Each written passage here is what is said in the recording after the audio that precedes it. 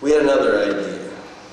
This was a challenge list, a secret list to challenge voters on election day, maybe before.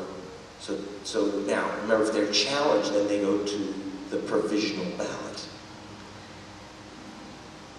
Now, these are not felon voters. These are in all these states. They were not felon voters. They were voters with suspect addresses. So what's so suspect about these guys? Well, we looked at, like this list here, Naval Air Station, Jacksonville, Naval Air Station, Jacksonville, all the way down, Naval Air Station, Jacksonville, on and on, pages and pages and pages of African American airmen and sailors and soldiers. We called one, Randy Prousel. His wife answered, he's not here. Where is he? Well, he's been shipped overseas. Okay. The Republican Party had mailed letters first class to all these black soldiers and men in homeless shelters who would be registered there. And they wrote on each of the letters, "Do not forward."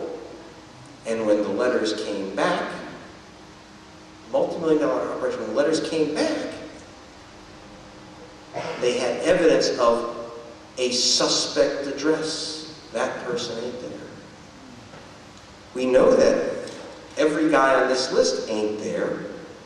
They're in Baghdad. Okay. Now, I just want to explain, in case you're wondering, it is not illegal for a soldier to vote from under a Humvee in Fallujah for President of the United States. Even a black soldier is allowed to vote. Okay? But the mass challenge, the huge mass challenge of voters on election day was a virtually unreported story in the United States. And the deliberate aspect, the caging this, was completely unreported in the United States, except on AP. We put this on the top of the BBC Nightly News, by the way. Front, top of the Nightly News, worldwide, the world's biggest network. Not one word from an American network, except for ABC Network. I'll give them credit. They had a little story on their website saying that, that there was a false report being disseminated by BBC television about Republicans attempting to remove voters. And their source, by the way, was Mindy Tucker Fletcher. But you know, one of the questions is, why didn't they, besides the fact that maybe they shouldn't do that to soldiers, why didn't they say that they were challenging voters? Remember, 2% of the voters, by the way, were not African Americans. They were the majority Jewish precincts in the retirement communities in Florida, which is also a democratic demographic. So they kind of went after the elderly of Zion as well. You know? And, but see, there's a problem with that. It's called the law. 1965 Voting Rights Act made it a crime, a jail time, hard time crime, to target groups of voters for challenges or interference in their right to vote in any manner, even if you have some excuse, you suspect their address. It's against the law if race or religion is part of your program. If race is part, okay. So that's why they kept this secret. Of course, they say, well, now we busted them. Are they going to get busted? Well, we went to the Civil Rights Voting Cop. John Ashcroft at the time. And he directed us to his press spokesman, Mindy Tucker Fletcher.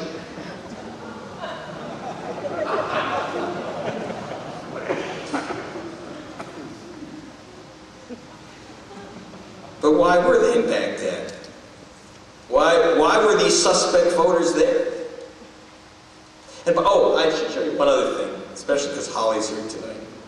I want to thank her. You know, said I don't talk a lot about electronic voting machines because that's been very well covered by others. I want to go through the big ones that aren't noticed, the provisional ballots, the junk ballots. But so I I don't want people to get the idea that the entire race is determined. Like the way that the press portrays that we're saying that Karl Rove and Lex Luthor are in a cave underneath the White House, turning the dials and switching your computer vote from Kerry to Bush. That ain't how it's done. Okay. And when I was in New Mexico,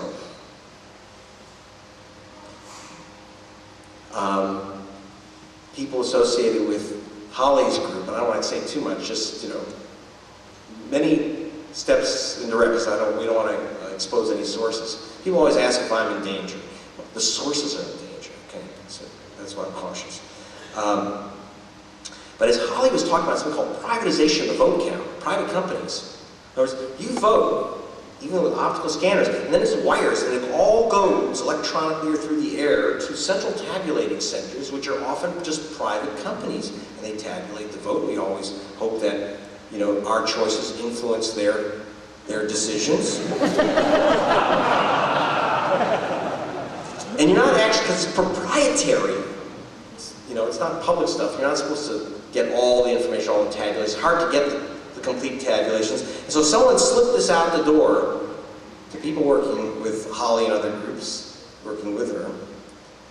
And it was this tabulation from one of the voting machines, tabulating the presidential vote in several districts, several precincts. And there's precinct 5, and it has, for President VP Kerry Edwards vote, Bush Cheney vote, Cobb, Nader, Camejo, etc. It gives each their totals for each of the precincts. That's precinct 5, and then there's precinct 9B, and it has Bush and Cobb and Nader. Where's John? There's no John Kerry line at all. It's just, in some precincts, it's just not there.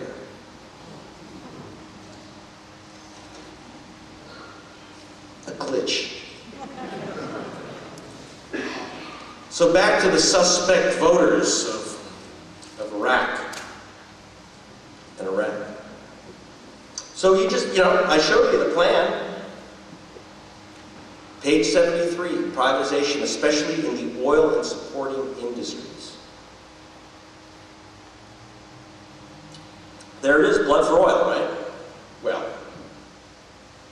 and we had those marchers, no blood for oil, no blood for oil, which, that's not a great slogan, because a lot of Americans think that blood for oil is a real bargain. As long as it's not their blood, right? But,